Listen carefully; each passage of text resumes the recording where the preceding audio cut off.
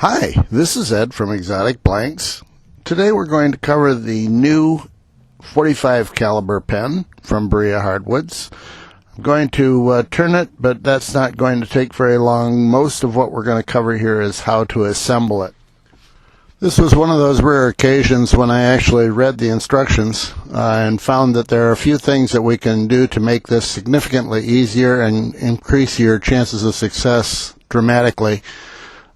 First of all, as I say, we're going to go through the turning here. It's pretty quick. I sped it up quite a bit, so it shouldn't take too long.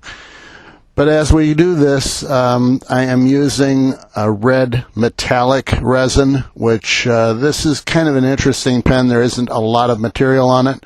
So I think when you select your material, you're probably not going to want to do anything real fancy. We're trying to do things that are gun related. So simple blank seems to be in order for this one. And as I say, I chose our metallic red. It's an Italian resin, and it came out pretty nice, I think. That's turning it is getting it down to the bushings. And in this case, getting it to the bushings is very important. It has to be equal to the bushings or slightly beneath. If you're planning on doing wood and putting any kind of a finish on it, you're probably going to have to turn it beneath the bushings so that you can put the finish on it so that you still say below the bushings. There is a key piece here that we're going to use for measuring. That's the part that is in the pen kit, the part that has the diamond pattern on it. We take that and use it as our measuring gauge, and then turn down the blank until it actually fits very comfortably into that piece that we're going to use as a sleeve. So I turn it down until I'm fairly comfortable with the size, and honestly I was pretty sure it was not going to fit yet, but I wanted to demonstrate how this sleeve can be used. We take off the piece and push the sleeve over the end of it. It fits on both ends. It does not fit over the middle. You could use this because you're only interested in about the first quarter to 3/8 of an inch that you're going to need to have that sleeve click over when you use the click mechanism. So the first 3/8 of an inch is the important part on whichever end you're going to use as the top. Because this was the first time that I'd made this pen, I decided I wanted it to fit over it completely. I can always change it later on. If I do the second or third or fifth one, you can do a different design. But until you know how the pen works and what makes it actually operate, it's not a bad idea to use some conservatism.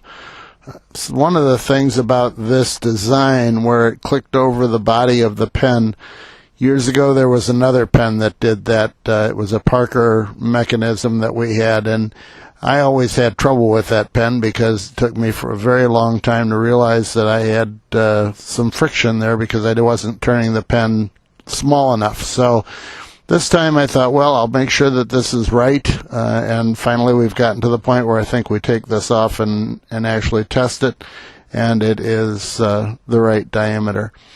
So that's the easy way to check it. Put your piece over. If it fits like that, you're good to go. Now we go on to buffing, and then we'll go into the assembly of the actual pen. To begin the assembly of any pen kit, I always take the pen kit and dump it into a freezer container, and then take all the plastic bags off and dump all the parts into the freezer container one at a time.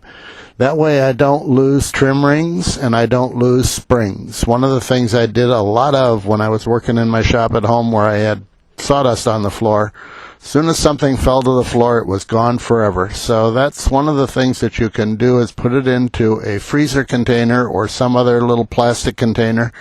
That way you know you keep all the parts where they belong, and you're not trying to get extra parts because you lost them in your sawdust pile.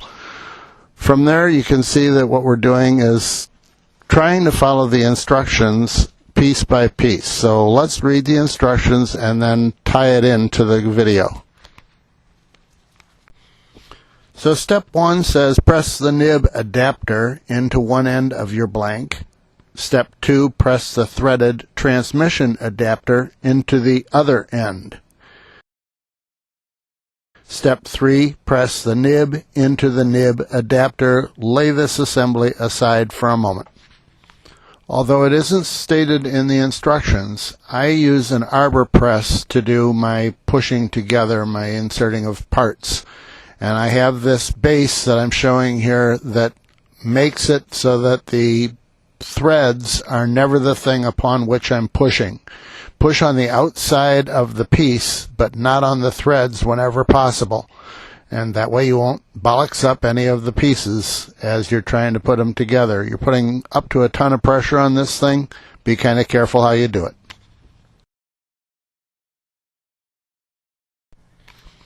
Okay, we're up to number 4, which is in red. So it's always concerning when you see something printed in red. It says, press the clip transmission into one end of the metal barrel. Take care here that the notch in the clip adapter transmission is lined up with one of the smooth areas of the metal barrel. If this part does not fit in tightly, you will need to use a small amount of CA glue epoxy or thread lock to hold it in place. Now, number 5, slide or press the decorative ring onto the other end of the metal barrel. If the ring is loose, a tiny amount of CA glue epoxy or thread lock will secure the ring. Let either of these set for a few minutes before proceeding.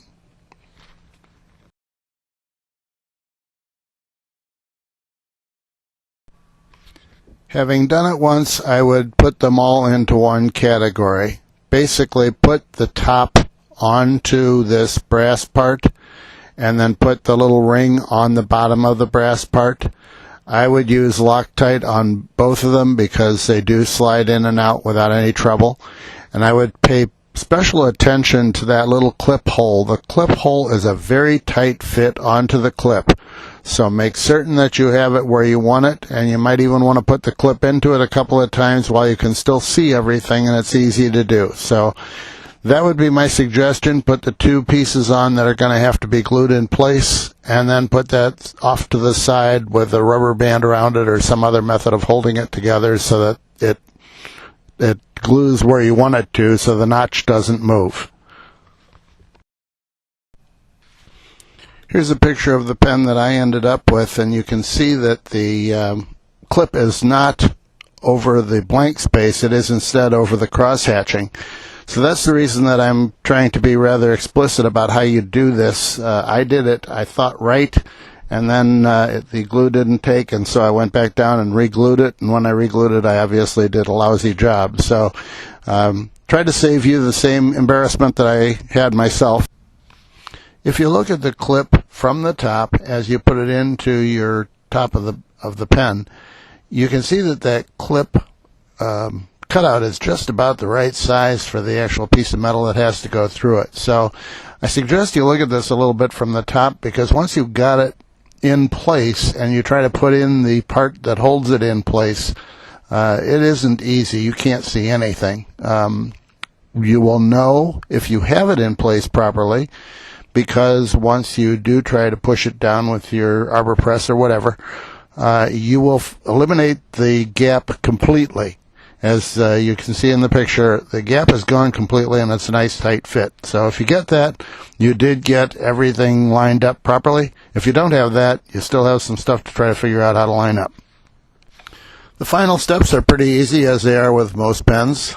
Just screw together the 2 pieces. Now when I do this, I put the refill in and push on it a couple of times just to make sure that the refill is going to go in and out through the nib. Sometimes you end up with problems with pens. If you've already checked that aspect of it, you know that that's not the problem. So that's the first thing I do. Then I screw the pen together, and as you can see, I'm clicking it a little bit to check to make sure that it works. Everything is right, at least as right as it can be. So this is what the pen looked like, and I thank you for listening. This is Ed with Exotic Blanks, introducing the .45 caliber pen from Berea Hardwoods. We hope you'll take a look at it and try some. Thank you for watching. Of course, we'd like to see you subscribe to the channel, and at the same time, stop by Exotic Blanks. See if you can find something you like. Thank you for watching. Good turning to you.